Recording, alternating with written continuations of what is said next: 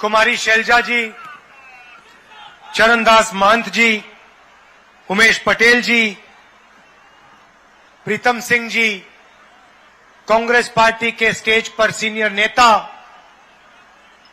भाइयों और बहनों, प्यारे कार्यकर्ताओं, प्रेस के हमारे मित्रों,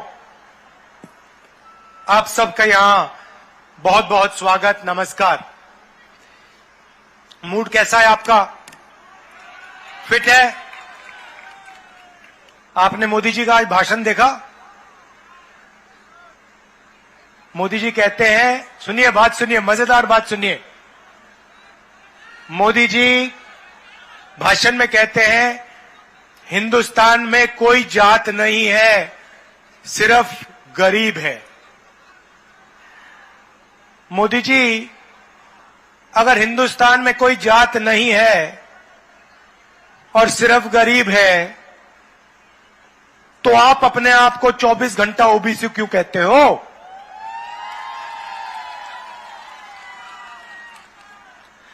और नरेंद्र मोदी जी, ये भी मुझे बता दो, आपने ओबीसी का नाम प्रयोग करके बहुत फायदा उठाया, देश के प्रधानमंत्री बन गए, करोड़ों रुपए के आप सूट पहनते हो,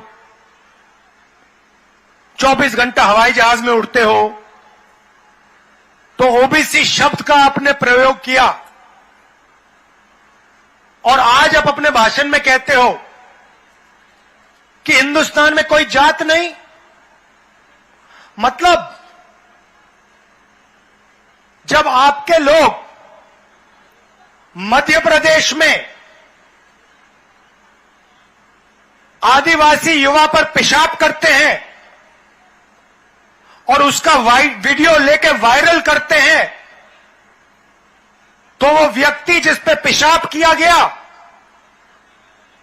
उसकी कोई जात नहीं है, वो आदिवासी नहीं है, वो गरीब है। जब किसी दलित बच्चे को मारा जाता है, हजारों सालों से दलितों को इस देश में लोगों को छूने नहीं देते थे उनको, आज उसका नाम दलित नहीं रहा। आप ओबीसी की बात करते हो, दलितों की बात करते हो, आदिवासियों की बात करते हो और अपने भाषण में आज कहते हो हिंदुस्तान में जाति नहीं। मोदी जी, आप डरिए मत, आप एक काम कीजिए, जाति जनगणना के बारे में देश को बता दीजिए।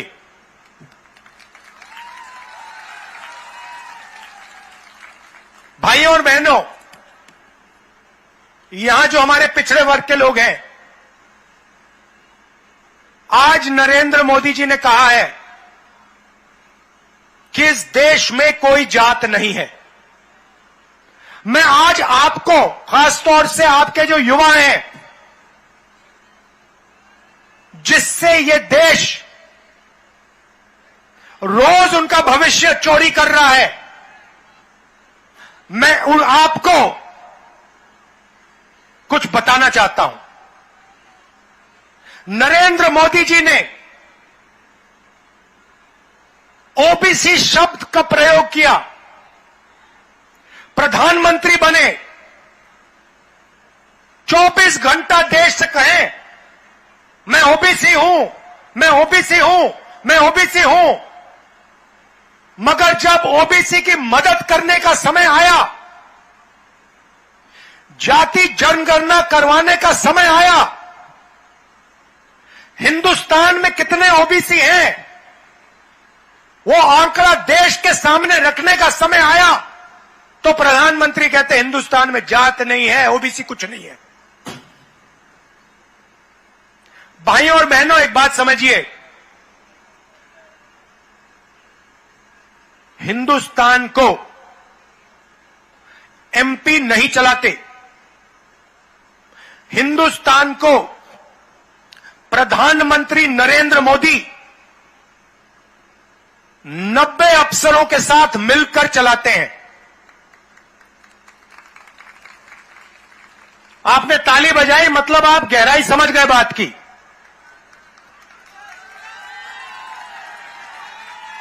मतलब सवाल यह उठता है, नरेंद्र मोदी जी और 90 लोग आईएएस के अफसर, आईएफएस के अफसर, ये लोग चलाते हैं। अब मैंने सवाल पूछा, नरेंद्र मोदी से पूछा, नरेंद्र मोदी जी आप ओबीसी की बात करते हो, मुझे बताओ 90 अफसरों में से ओबीसी अफसर कितने हैं? नरेंद्र मोदी उस दिन से ओबीसी शब्द का प्रयोग करना बंद कर दिए हैं। आज इतनी शर्म की बात है, आज प्रधानमंत्री देश को कहता है कि ओबीसी शब्द का कोई मतलब ही नहीं है, हिंदुस्तान में जाति नहीं है, सिर्फ गरीब है। नरेंद्र मोदी जी, गरीबों की क्या जात है? गरीब दलित हैं, गरीब पिछड़े हैं, गरीब आदिवासी हैं, ये गरीब हैं। आप शब्दों के पीछे मत छुपो, आप देश को बताओ जाति जनगणना कब करने जा रहे हो। अब भाइयों और बहनों, 90 लोग इस देश को चलाते हैं। नरेंद्र मोदी और 90 लोग, प्रधानमंत्री करोड़ों रुपए का सूट पहनते हैं। आप देख लीजिए, आपको एक ऐसा दिन नहीं मिलेगा पिछले 10 सालों में, अगर नरेंद्र मोदी ने एक कपड़ा 2 बार पहन लिया हो, मुझे दिखा दो।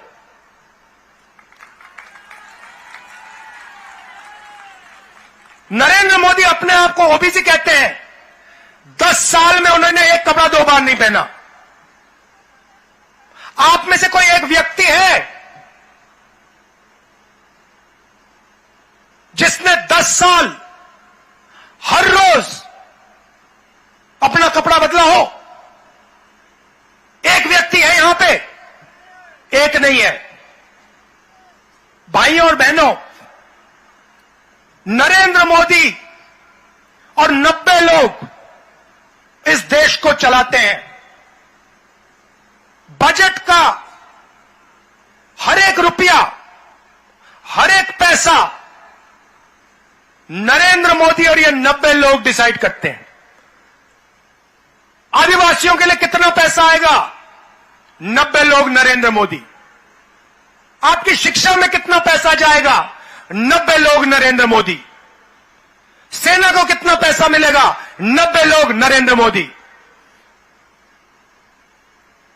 पीने के पानी में कितना बजट का पैसा जाएगा? 90 लोग, नरेंद्र मोदी। अब राहुल गांधी पूछ रहा है 90 लोगों में से ओबीसी कितने, दलित कितने, आदिवासी कितने? और जैसे मैंने यह सवाल पूछा, नरेंद्र मोदी कहता है जाति कुछ नहीं है हिंदुस्तान में। भाइयों और बहनों, 90 में से 3 ओबीसी, 3 आदिवासी। फिर से सुन लीजिए, 90 में से 3 ओबीसी, 3 आदिवासी। और मजे की बात सुनिए, अगर हिंदुस्तान के बजट में 100 रुपए खर्च किए जाते हैं, 100 में से 5 रुपये का निर्णय ओबीसी अफसर लेते हैं। हिंदुस्तान की सरकार लाखों करोड़ रुपए खर्च करती है, ओबीसी अफसर सिर्फ 5% बजट का पैसा के बारे में निर्णय लेती है। अब यहां पे ओबीसी लोग, युवा चौंक गए होंगे, हमारी आबादी 5% तो नहीं है। ओबीसी की आबादी 50% से कम नहीं है। तो अगर ओबीसी की आबादी 50% से कम नहीं है, तो फिर उनकी हिस्सेदारी 5% क्यों है? नरेंद्र मोदी जी, पहला सवाल। दूसरा सवाल, आदिवासियों की आबादी 12%। भाइयों और बहनों, आदिवासी युवाओं, आप जानते हो कि 90 अफसरों में से वो जो 3 आदिवासी अफसर हैं, वो हिंदुस्तान के बजट का कितना निर्णय लेते हैं? मैं आपको अभी जो बताने जा रहा हूं, यह शर्म की बात है, यह आदिवासियों पर अपमान है। भाइयों और बहनों, आदिवासी युवाओं, अगर हिंदुस्तान की सरकार 100 रुपए खर्च करती है तो उसमें से आदिवासी अफसर 10 पैसे का निर्णय लेते हैं। भाइयों और बहनों, 100 रुपए में से 10 पैसे आदिवासी अफसर डिसाइड करते हैं। मतलब 0.01% बजट का आप लोग डिसाइड करते हो। अब जैसे ही मैंने ये बात उठाई, आदिवासियों को वनवासी कहने वाले लोग एकदम कहते हैं इस देश में कोई जात नहीं, इस देश में सिर्फ गरीब है। भाइयों और बहनों, वनवासी का मतलब जानते हो आप? कोई बता सकता है मुझे यहां पे वनवासी का क्या मतलब होता है? कोई बता सकता है? अच्छा, आदिवासी का क्या मतलब होता है? बताइए बताइए, आप बताइए, आदिवासी का क्या मतलब होता है? मैं आपको बताता हूं। आदिवासी का मतलब, और आदिवासी युवाओं को यह अच्छी तरह सुनना चाहिए, आदिवासी का मतलब वो लोग जो हिंदुस्तान के पहले मालिक थे। मतलब ये जो पूरी जमीन दिख रही है आपको, ये जो जमीन है, ये सबसे पहले आदिवासी वर्ग की जमीन हुआ करती थी। हिंदुस्तान में सबसे पहले आदिवासी हुआ करते थे। भाइयों और बहनों, इस शब्द के अंदर बहुत गहरी बात छुपी हुई है। आदिवासी का मतलब इस जमीन पे, इन जंगलों पे, जल पर आदिवासियों का पहला हक बनता है। सही बात? मतलब पहले मालिक आप। अब बीजेपी और नरेंद्र मोदी ने नया शब्द पता नहीं कहां से ढूंढ के लाए हैं, वनवासी। वनवासी का मतलब वो लोग जो जंगल में रहते हैं।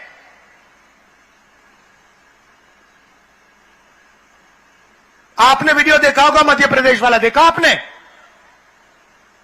जिसमें बीजेपी के नेता आदिवासी युवा पर पेशाब कर रहा है। आपने देखा है? देखा ना? उस वीडियो को बीजेपी के लोगों ने वायरल किया। वो वीडियो दिल्ली तक पहुंच गया था, मैंने देखा उसको। भाइयों और बहनों, आपने किसी बीजेपी के नेता को जानवर पर पेशाब करते हुए देखा है? मैंने तो कभी नहीं देखा। मगर आदिवासी पे बीजेपी के नेता को पेशाब करते हुए मैंने देखा है। ये लोग इनके दिमाग में बात यह है, ये सोचते हैं कि आपकी जगह जंगल के अंदर है और आपको जंगल से बाहर नहीं निकलना चाहिए, और फिर 24 घंटा ये आपके जंगल को उठा के अदानी को देते हैं। 20 साल में जंगल खत्म हो जाएगा, आपको कहेंगे भैया आप तो जंगल के हो, आपकी तो कोई जगह ही नहीं रही, चलो आओ शहरों में भीख मांगो।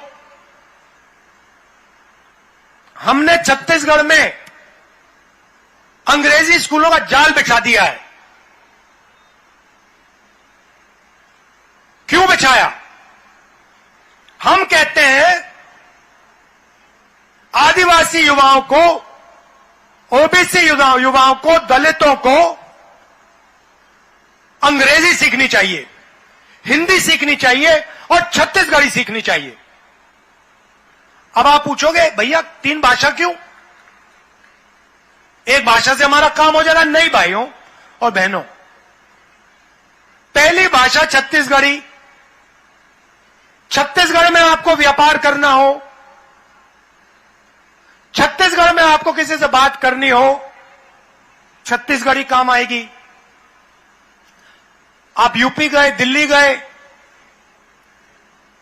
बिहार गए, वहां पे हिंदी चलेगी।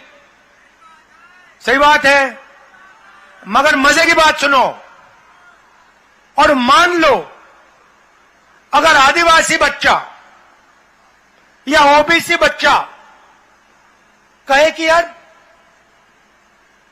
मैं तो अमेरिका जाना चाहता हूं, मैं तो अमेरिका की किसी बड़ी कंपनी में काम करना चाहता हूं, या मैं कंपनी खोलकर अमेरिका में अपना माल बेचना चाहता हूं, तो कौन सी भाषा चलेगी भाइयों बहनों? हिंदी चलेगी? छत्तीसगढ़ी चलेगी? अंग्रेजी चलेगी? तो हम कहते हैं हिंदी सीखनी है, सीखो, छत्तीसगढ़ी सीखो, अंग्रेजी सीखो। वो कहते हैं जंगल में रहते हो, अंग्रेजी की क्या जरूरत? यह फर्क है। हम चाहते हैं कि आपके बच्चे कोई भी सपना देखें, उसको वो पूरा कर पाए। हम चाहते हैं कि आदिवासी बच्चा एक दिन हवाई जहाज को देखे और कहे कि भाई मैं पायलट बनना चाहता हूं, मैं हवाई जहाज उड़ाना चाहता हूं, और उसको वो मौका मिले। बच्चा एक दिन कहे मैं बिजनेस चालू करना चाहता हूं, व्यापार करना चाहता हूं, कंपनी खोलना चाहता हूं, सपना पूरा हो। आदिवासी बच्चा कहे, पिछड़ा बच्चा कहे मैं इंजीनियर बनना चाहता हूं, दलित बच्चा कहे मैं डॉक्टर बनना चाहता हूं, सारे के सारे सपना पूरा कर पाए। बीजेपी चाहती है, अच्छा मजे की बात सुनो, बीजेपी नेता आते हैं, आपसे कहते हैं भाइयों और बहनों अंग्रेजी मत पढ़ो, छत्तीसगढ़ी मत सीखो, हिंदी पढ़ो। आप एक दिन काम करो, खैर मिलते तो आपसे हैं नहीं, मारे एक बार कोई बीजेपी नेता हाथ आ जाए तो उससे पूछना भैया एक बात बताओ, आप हमें कह रहे हो कि हमें अंग्रेजी नहीं सीखनी चाहिए, हमें हिंदी सीखनी चाहिए, आपके जो बच्चे हैं क्या वो हिंदी मीडियम में जाते हैं या अंग्रेजी मीडियम में जाते हैं? पता लगेगा सारे के सारे बीजेपी के नेता इंग्लिश मीडियम स्कूल में पढ़ते हैं, अमेरिका में जाके यूनिवर्सिटी करते हैं, लंदन में जाके पढ़ाई करते हैं, और वहां पे व्यापार करते हैं। और ये चाहते हैं कि हमारे आदिवासी भाइयों बहनों, ओबीसी बच्चे, दलित बच्चे को यह मौका ना मिल जाए। ये उनमें हम में फर्क है। अब मैं आपसे पूछता हूं, वो समय आपको याद होगा जब छत्तीसगढ़ में आदिवासियों पर गोली चलती थी, जब आपके बच्चों को इनकाउंटर किया जाता था। आपको याद है वो समय जब बीजेपी का यहां राज था? बीजेपी का राज था तो तेंदुपत्ता कितने का मिलता था? कितने का देते थे आप? 2000 रुपए का। आज कितने का है? 4000। और हम आपको 4000 रुपए बोनस देने जा रहे हैं उसके लिए। अब नरेंद्र मोदी जी कहते हैं, नहीं कि आपने क्या कहा? शब्द मोदी की गारंटी। मोदी की गारंटी बोली ना। मोदी की गारंटी का मतलब 100% झूठ है। जो भी प्रधानमंत्री कह रहा है, मैं आपको गारंटी देके कह सकता हूं कि झूठ बोल रहा है। जो आदमी देश को कह सकता है कि इस देश में जात ही नहीं है, मैं गारंटी के कह रहा हूं, सारे के सारे शब्द जो उनके मुंह से निकल रहे हैं वो झूठ है। 15 लाख रुपए हर बैंक अकाउंट में, सच या झूठ? नोटबंदी से काला धन मिट जाएगा, सच या झूठ? किसान बिल से किसानों का फायदा होगा, सच या झूठ? जीएसटी से छोटे व्यापारियों का फायदा होगा, सच या झूठ?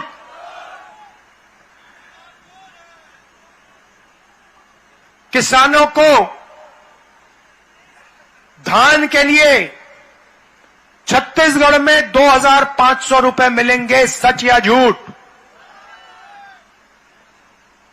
छत्तीसगढ़ के किसानों का कर्जा माफ होगा, सच या झूठ?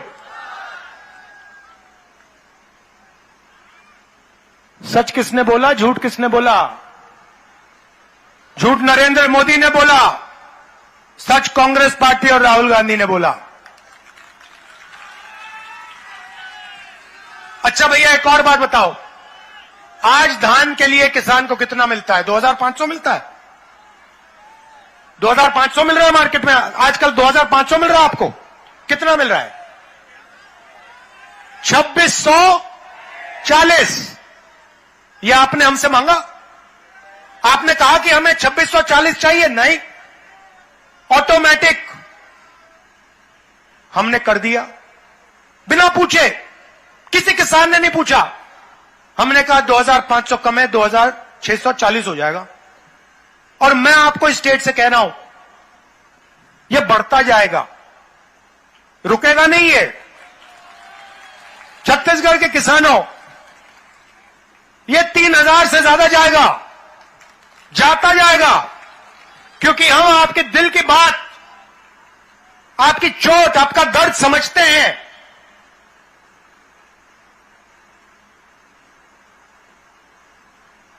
इसलिए यह बढ़ता जाएगा। 23,000 करोड़ रुपए हमने छत्तीसगढ़ के किसानों को किसान न्याय योजना में दिया है। भाई और बहनों, आपने मांगा नहीं, आपने हमें यह नहीं कहा कि 23,000 करोड़ रुपए छत्तीसगढ़ के किसान को दो। नहीं, हमने कहा नहीं भैया, हमें देना है। क्यों, मैं बताता हूं। हम जानते हैं, जब हम छत्तीसगढ़ के किसान के जेब में 2500 रुपए डालते हैं, तो छत्तीसगढ़ का किसान उस पैसे को गांव में खर्च करता है। अमेरिका में खर्च नहीं करता, जापान में खर्च नहीं करता, अदानी जैसे दुबई में खर्च नहीं करता। छत्तीसगढ़ के गांव में किसान उसका प्रयोग करता है। हम आज 7,000 रुपए मजदूर को दे रहे हैं, चुनाव के बाद 10,000 रुपए हो जाएगा, लिख लो। क्यों? क्योंकि हम जानते हैं जब हम किसान के जेब में पैसा डालते हैं, मजदूर के जेब में पैसा डालते हैं, वो एकदम जाके उस पैसे को खर्च करता है। कहां खर्च करता है? शहरों के छोटे छोटे कस्बों में, गांव की छोटी सी दुकानों में। पैसा सीधा छोटे दुकानदार के पास जाता है और गांव की और छोटे शहरों की अर्थव्यवस्था चालू हो जाती है, सबको फायदा होता है। जब नरेंद्र मोदी जी की सरकार आती है, रमन सिंह की सरकार आती है, वो किसान को 1 रुपया नहीं देते, मजदूर को 1 रुपया नहीं देते, मनरेगा बंद कर देते हैं। वो कॉन्ट्रैक्टर्स को, अरबपतियों को पैसा देते हैं, अदानी जी को पैसा देते हैं।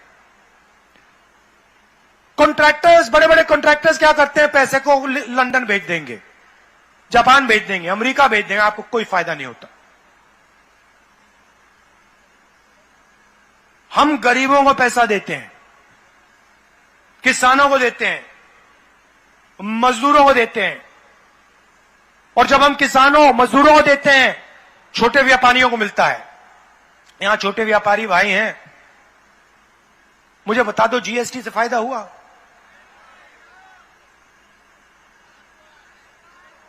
नहीं हुआ। किसका हुआ फायदा? अदानी का।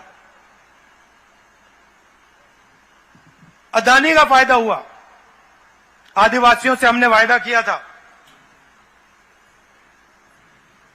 आपसे बिना पूछे, आपकी ग्राम सभा से बिना पूछे आपकी जमीन नहीं ली जा सकती। ट्राइबल बिल, पैसा कानून, इसमें लिखा था कि भैया कोई भी हो, अदानी हो, कोई और हो, हमें कोई फर्क नहीं पड़ता। अगर आदिवासियों से जमीन लेनी है, वो आदिवासी हैं, हिंदुस्तान के पहले मालिक हैं। अगर उनसे जमीन लेनी है, दलितों से, पिछड़ों से जमीन लेनी है, तो जाके ग्राम सभा से पहले पूछिए। नरेंद्र मोदी जी कहते हैं नहीं, कोई जरूरत नहीं है। पैसा कानून रद्द कर दिया, आदिवासी बिल रद्द कर दिया, जमीन अधिकरण बिल रद्द कर दिया। कहते हैं अगर हमें चाहिए जमीन उठा के ले जाएंगे। छत्तीसगढ़ में बिना पूछे जमीन नहीं ली जा सकती, कर्नाटक में बिना पूछे जमीन नहीं ली जा सकती, राजस्थान में नहीं ली जा सकती, हिमाचल में नहीं ली जा सकती। क्यों? क्योंकि कांग्रेस पार्टी की सरकार। भाइयों और बहनों, गुजरात में अदानी को जितनी भी जमीन चाहिए, जितनी भी जमीन, लाखों एकड़ जमीन चाहिए, लाखों एकड़ लो, कोई ग्राम सभा से पूछने की जरूरत नहीं। वहां पे उन्होंने मूर्ति बनाई, सारे आदिवासियों से बिना कोई कॉम्पनसेशन, बिना कुछ पूछे जमीन उठा के ले गए। अदानी जी को पकड़ा दी, स्टैचू बनाने में लगा दी। स्टैचू बनाओ, जरूर बनाओ, मगर जो आदिवासियों का हक है, जो उनकी जमीन है, उसका कॉम्पनसेशन उनको दो, उनसे पूछ के जमीन लो। ये उनकी सोच में, हमारी सोच में फर्क है। अब देखिए, आखिरी बात मैं आपसे कहना चाहता हूं, यहां पे नंद कुमार पटेल जी के बेटे चुनाव लड़ रहे हैं। इधर आओ, देखो। अब मैं आपको एक चीज बताना चाहता हूं, और ये बात आप अच्छी तरह सुनो और समझो।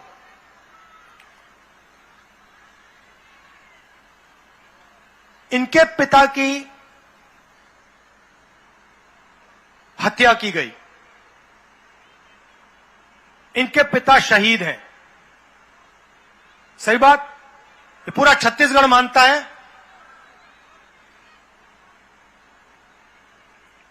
अगर इनके पिता की मृत्यु नहीं होती तो इनके पिता आज चीफ मिनिस्टर होते। यह सच्चाई है। अब मैं आपको इनके पिता के बारे में कुछ कहना चाहता हूं।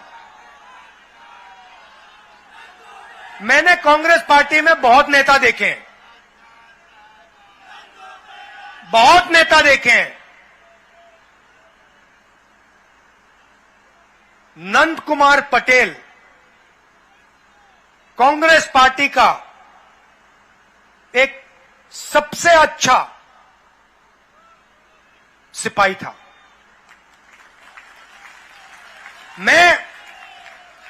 मेरा उनसे परिचय कैसे हुआ मैं आपको बताना चाहता हूं। बैठो मैं आपको बताना चाहता हूं। जब भी मुझसे कोई मिलने आते थे या आते हैं तो मैं थोड़ा उनके बारे में थोड़ा सा इंफॉर्मेशन ले लेता हूं, रिपोर्ट लिखवा लेता हूं, पता लगाता हूं ये है कौन। और अगर मुझे वो व्यक्ति अच्छे लगे तो मैं थोड़ा और चेक कराता हूं। तो जब नंद कुमार पटेल जी मुझसे मिले पहली बार, मुझे उनमें गहराई दिखी। तो मैंने अपने ऑफिस के लोगों से कहा कि देखो एक काम करो, नंद कुमार पटेल के बारे में उनकी थोड़ी हिस्ट्री जो है, कांग्रेस में कैसे आए, क्या क्या काम किया, विचारधारा के लिए लड़ते हैं, यह पता लगा के मुझे बताओ। उन्होंने रिपोर्ट लिखी। रिपोर्ट में क्या लिखा था मैं आपको बताना चाह रहा हूं। रिपोर्ट में लिखा था कि एक बार चुनाव में 40-50 साल पहले मध्य प्रदेश में, उस समय मध्य प्रदेश था, मध्य प्रदेश में कांग्रेस पार्टी बहुत बुरी तरह चुनाव हारी। और जब सारे के सारे एमएलए, बहुत सारे एमएलए, बहुत बड़े नेता हार गए,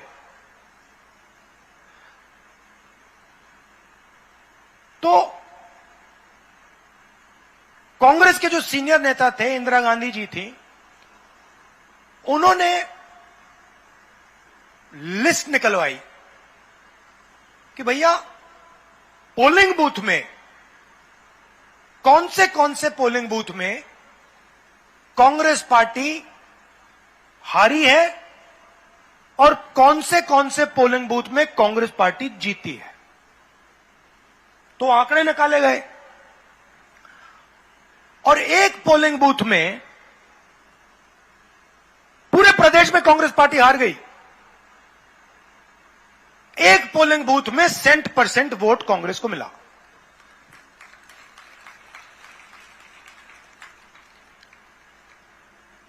फिर इंदिरा गांधी जी ने कहा भैया ये कौन सा बूथ है ये, और ये कौन है जिसने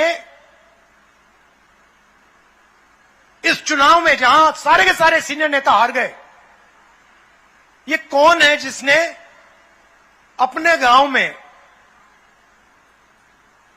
कांग्रेस पार्टी को 100 में से 100 वोट दिलवा दिए। सुनो, तो फिर दिल्ली से एक आदमी आता है,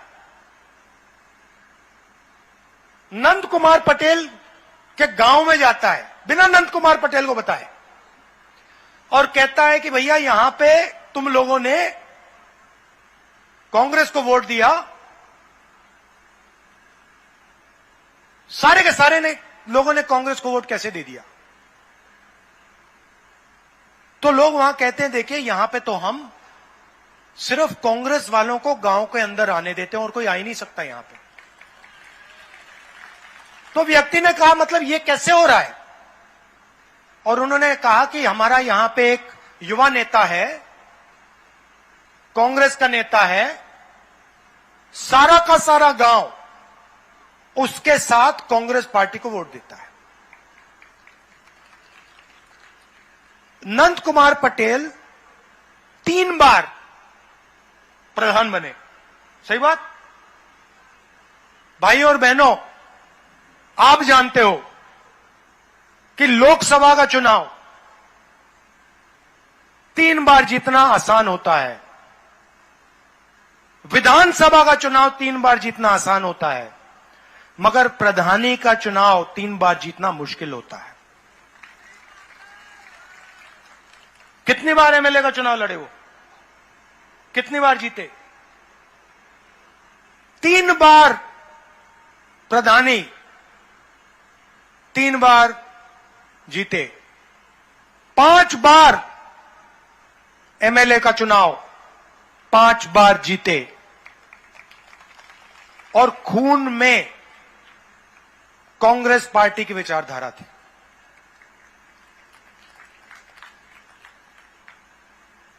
किसी ना किसी दिन उनके हथियारों को मैं पकड़ के आपके सामने खड़ा कर दूंगा।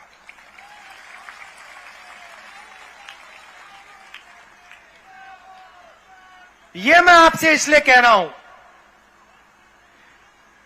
क्योंकि नंद कुमार पटेल के साथ अन्याय हुआ। मैं आमतौर से चुनाव के भाषण में ऐसी बात नहीं बोलता हूं। मैं ये बात आपके सामने इसलिए रख रहा हूं क्योंकि नंद कुमार पटेल के बेटे चुनाव लड़ रहे हैं और मैं चाहता हूं कि आप इनको भारी बहुमत से पूरा दम लगा के यहां चुनाव जिताएं। धन्यवाद। जय हिंद।